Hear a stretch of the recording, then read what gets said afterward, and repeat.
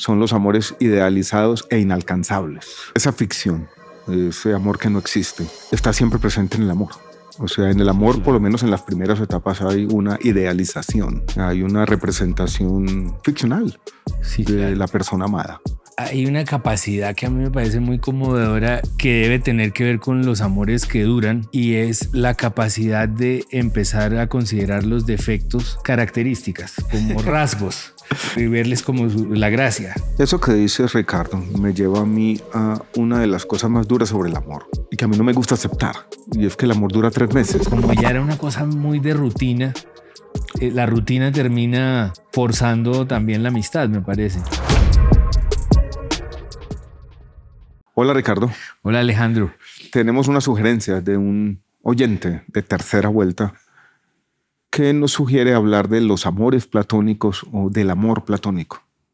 Me parece un reto muy alto, pero lo vamos a enfrentar. Si uno busca en Wikipedia amor platónico, se da cuenta que hay como 2 definiciones. Una más filosófica, como un camino espiritual hacia la verdad y la belleza.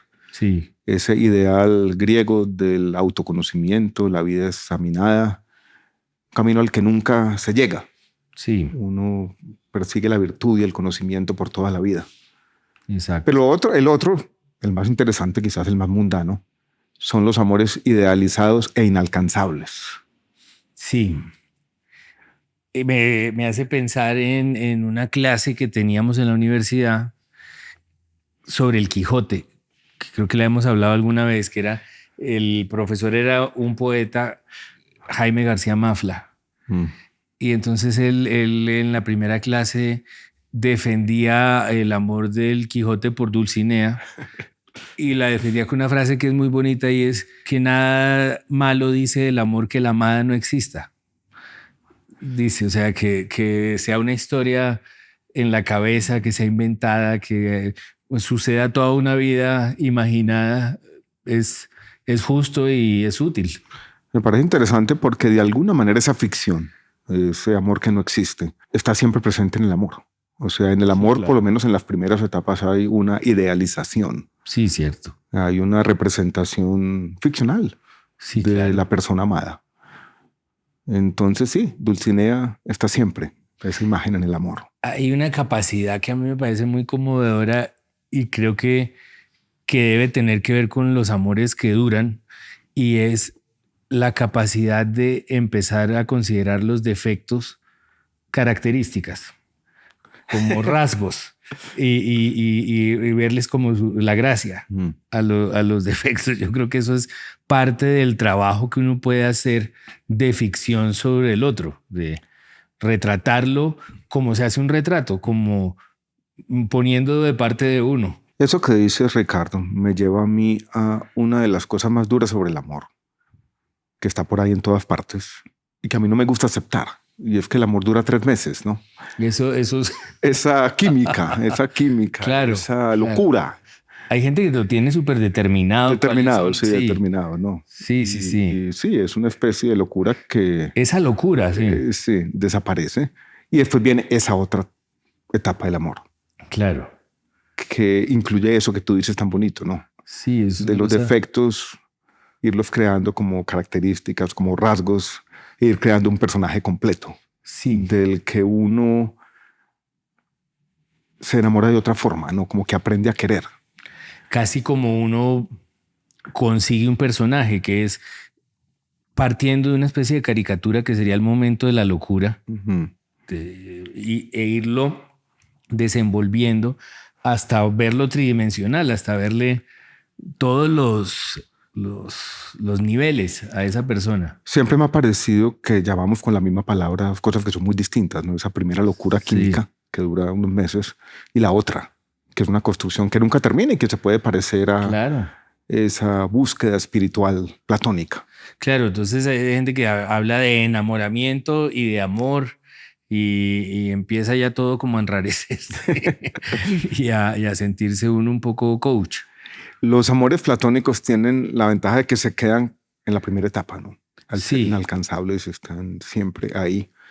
Yo creo que todos tuvimos, o muchos, amores platónicos en el colegio profesoras en mi caso. Sí, y más en un colegio de hombres en donde las profesoras pues son, uno las ve pues Sí. de otro nivel, uno piensa que ahí no hay nada, ni una verruga pues.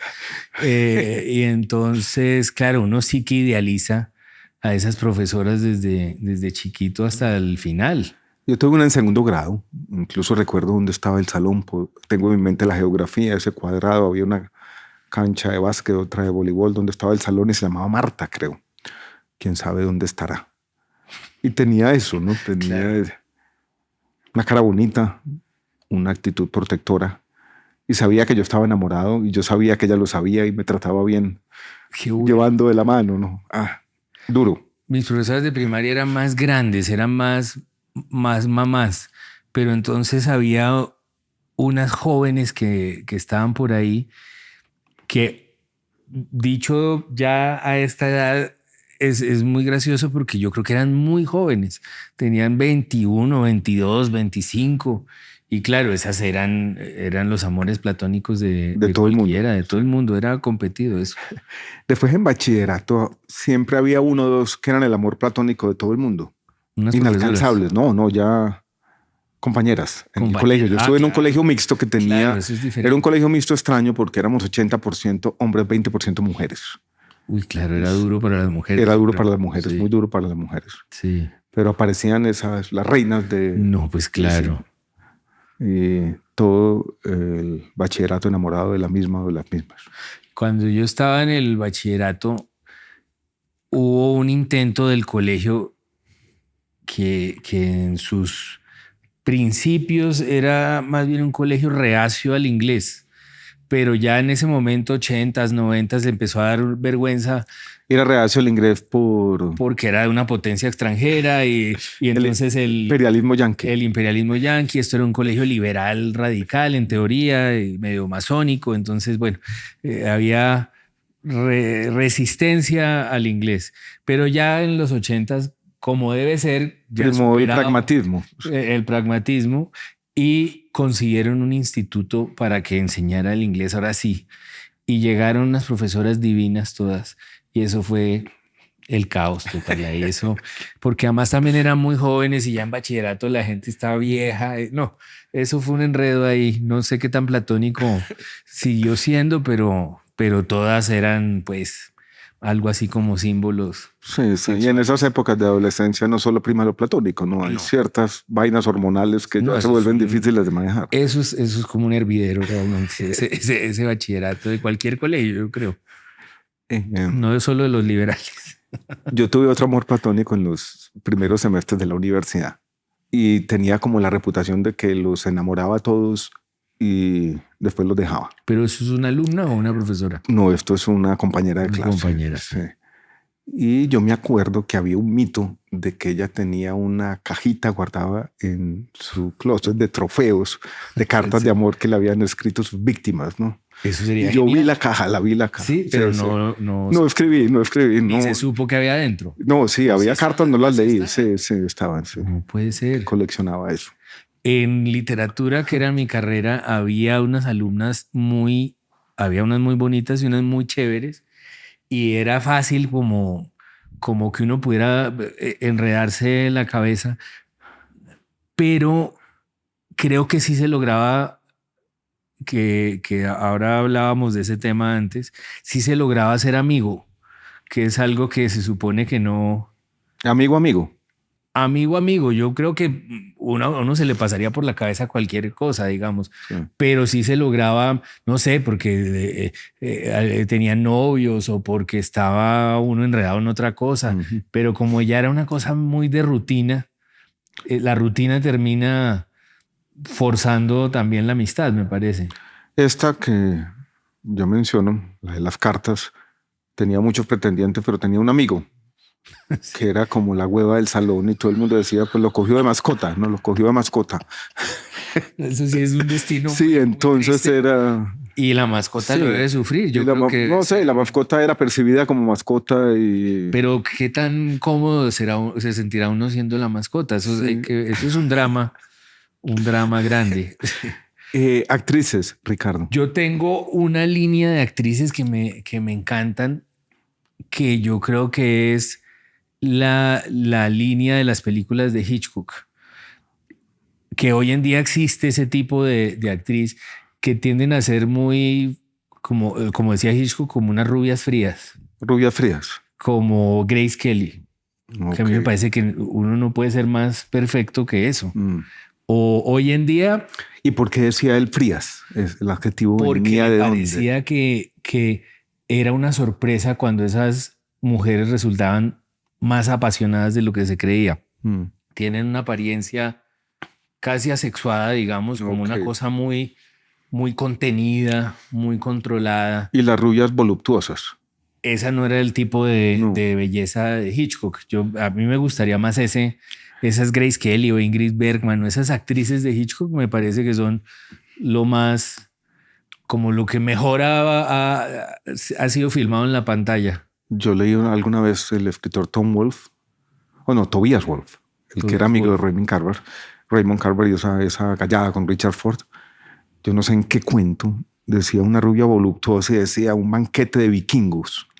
Uy, qué cosa tan- qué cosa. Como Siempre Marilyn me Monroe. quedó, Como sí, Jane Marilyn Monroe. Mansfield, Sí. todas esas Y yo tengo actrices. como ese estilo, me gustan Sharon Stone, Cameron Díaz, esta que tuvo esa Pero adolescencia Sharon tan... Stone es un poco línea Hitchcock. Elena Hitchcock, sí, es Una Elena rubia Hitchcock, sí, sí. contenida que sorprende cuando está Y esa escena apasionada. es en Bajos Instintos, esa escena Es famosa. una cosa impresionante. Impresionante, sí. Y Sharon Stone en Casino es un gran papel y un gran personaje. Esta que tuvo una adolescencia bastante loca, Drew Drew Barrymore. Barrymore. Sí. También me gustaba ese estilo. Sí. Esa no sé dónde, si decirla rubia fría. Pero no es tampoco una cosa voluptuosa. No, no es tampoco. No es tampoco. No. Sí, eso era lo que a Hitchcock no le sonaba, como esa sensualidad de encarnada y voluptuosa. Eso a él le parecía que era antierótico, quizás. Sí, Cameron Díaz está como en la mitad. En la mitad, Como sí. en la mitad. Pero, y tiene una virtud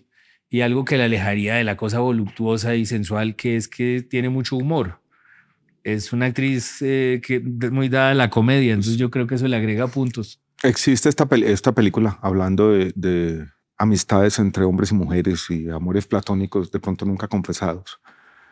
When Harry Met Sally, que es de 1988, creo. 88. 88. Sí. Yo me acuerdo bien cuando salió. Que tiene una teoría y es que un hombre y una mujer no pueden ser amigos porque siempre el sexo se atraviesa. Así arranca. Así arranca, el tipo sí. le Así suelta sí. a ella esa teoría Sí. y la película trata de... Trata de eso. Y de alguna manera comprueba esa hipótesis. Comprueba esa hipótesis. Sí. También al mismo tiempo... A mí siempre me ha parecido que tiene algo de cierto esa hipótesis. Tiene algo de cierto. Yo creo que tiene que haber unos atenuantes y una cantidad de notas al pie y aplican condiciones y restricciones para que se dé esa amistad. Tiene que haber salido del panorama una cantidad de cosas. Yo creo que se puede dar. Se puede dar, pero quizás que es la excepción, no la regla, ¿no? Sí. Se puede haber liberado de presiones físicas, y creo que se puede dar, pero sí, claro, la hipótesis es muy, muy buena. Muy buena esa película. Y esa película es genial. Hablando, Ricardo, de la idealización del otro, hay una cosa que siempre me ha parecido interesante y es que lo mismo ocurre en el odio. Sí, la idealización del enemigo y hay cierta fidelidad del odio también. Esos que siempre llegan a insultar, los que están ahí siempre, ¿no? Es un platonismo a la inversa, pero quizás igualmente obsesivo. Yo estaba pensando eso mucho en estos días, incluso creo que hoy se lo dije a Carolina en la sacada de mi hija, y creo que no me paró bolas, que era cómo agranda, por ejemplo en política, cómo se agranda al opositor, cómo se le ve más villano y más peligroso, más poderoso de lo que es. Se le asignan unos poderes grandísimos, se idealiza al enemigo. Infinitos. Sí. Es algo, tiene que ver con la mentalidad paranoide que afecta tanto la política. Sí, pero es una idealización perversa, digamos. En redes sociales, por ejemplo, Ricardo, yo tengo personas que son completamente fieles, ¿no? Están ahí siempre. Enemigos. Sí, enemigos. Sí. Más fieles que cualquier amor. porque es un odio que no ata bien los cabos. Es decir, hay que idealizar a esa otra persona, hay que reinventársela para odiarla tanto. O sea, hay que ser ciego a sus lados positivos, como a sus tres dimensiones. Hay que caricaturizarla mucho para poderla odiar. Es interesante porque es un odio que se parece a ese amor primero. Exacto. El que nunca progresa, el que nunca construye el personaje de verdad, sino se queda en la caricatura. Sí, y se queda ahí. Exacto. Y es platónico de alguna manera. Es platónico, es el enamoramiento al revés. El enamoramiento. Pero es un enamoramiento. Sí, porque también es una fascinación, como un placer culposo seguir a esa persona y atacarla y atacarla. En Medellín dice mucho a decir, cuando una persona se la monta a uno, este huevón se enamoró. Vea, porque sí, es como un enganchamiento, como se diga la palabra. Y se quedan ahí una y otra vez. Ahora que hablamos de Harry Sally, acaba de salir la segunda temporada de una serie que a mí me gustó mucho, la primera, que se llama Platónico, justamente. Y es la historia de un par de amigos que eran mejores amigos, hombre y mujer, y se reencuentran muchos años después y vuelven a retomar esa amistad. Son los mejores amigos.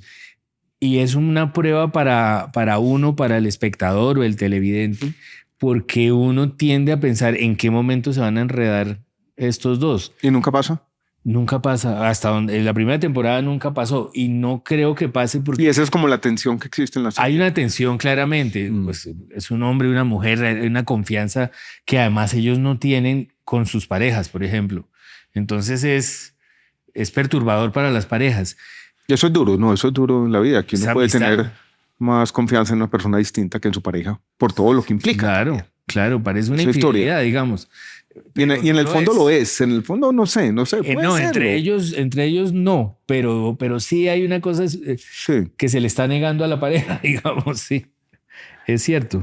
Sí, porque el amor no puede serlo todo, ¿no? Y uno encuentran en la otra persona algo que no tienen en sus parejas. Sí, hay algo que hemos conversado mucho y es que la mitad de la terapia es el interlocutor.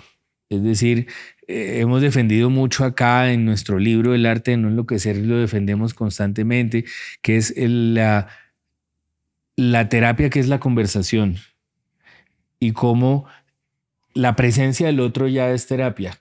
Y eso pasa en esta serie, eso pasa en las amistades, eso se le escapa al amor de pareja a veces, o sea, a veces es necesario esas amistades platónicas, digamos. Y yo creo que eso es importante. Esta semana hay unas noticias que a mí me han impresionado mucho, sobre todo una de un adolescente en Estados Unidos que usó de terapista al ChatGPT. Ahí se fue enganchando. Y terminó suicidándose. Y entonces los papás están preparándose para demandar al ChatGPT. Y yo creo que ahí lo que es más impresionante es que, claro, hay terapia si hay otro, si hay otra persona, si hay alguien presente, eso es un alivio.